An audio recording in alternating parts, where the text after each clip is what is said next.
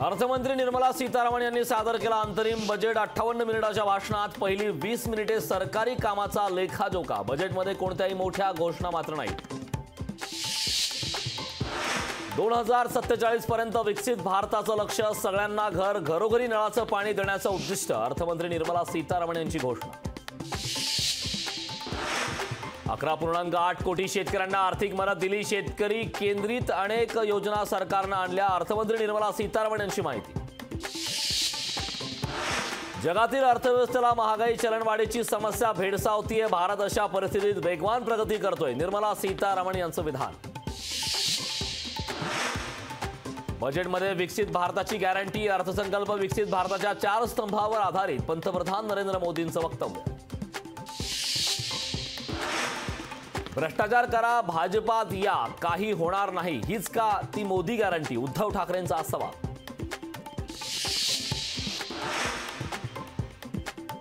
आजचा अर्थसंकल्प हा विकसित भारताचा संकल्प सांगणारा आहे। यातील युवांसाठी 1 लाख कोटींच्या निधींची तरतूद, ही क्रांतिकारी फडणवीसांचं वक्तव्य। शिंदे गटात गेलेल्या माजी नगरसेवकांवर पालिका मेहरबान। माजी नगरसेवकांच्या प्रभागांवर पालिकेकडून निधीचा वर्षाव। विरोधी पक्षांचे नगरसेवक मात्र निधीपासून वंचित।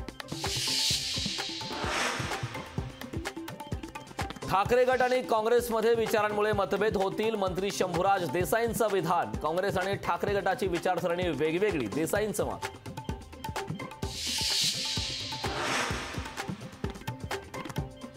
भाजप आमदार मंगेश चव्हाणांकडून राष्ट्रवादीच्या एका नेत्यांवर घोटाळ्याचा आरोप। पत्रकार परिषद घेत करणार पोलखोल, चव्हाणांची माहिती।